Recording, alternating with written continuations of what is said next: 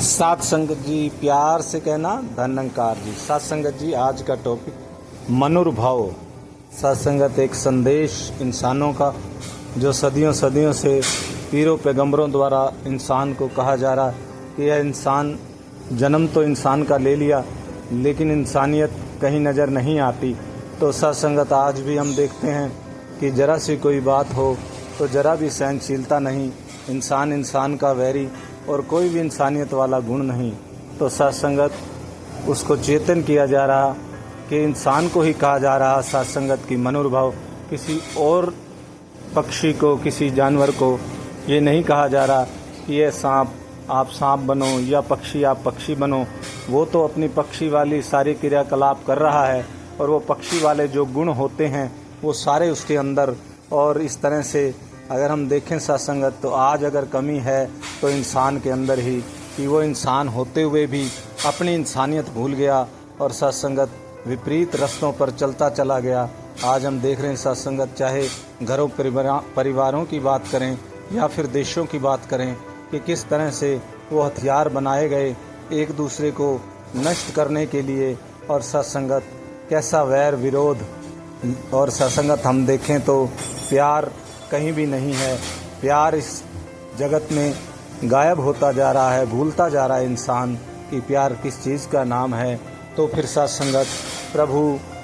भागवत गीता के अंदर बता रहे हैं अर्जुन को कि हे अर्जुन, जब इस अवस्था में ये संसार हो जाता है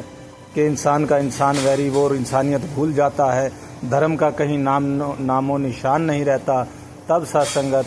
प्रभु ने बोला कि यदा यदा ही धर्मस्य ग्लानिर्भवतु भारत, कि जब जब हे भारत, जब जब हे अर्जुन इस धर्म की हानि हुई, इंसान का इंसान वैरी हुआ और वो इस तरह का ये सबक भूल गया इंसानियत का, तो उसको चेतन करने के लिए संत जन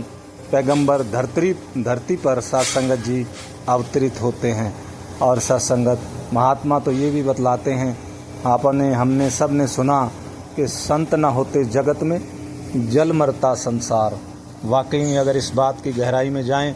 तो ये संत अगर प्यार का, अदब का संदेश ये संसार को ना देते और संसार इसको ना अपनाता तो आज सत्संगत इस रूप में ये सब जो हम देख रहे हैं वो शायद देखने को ना मिलता।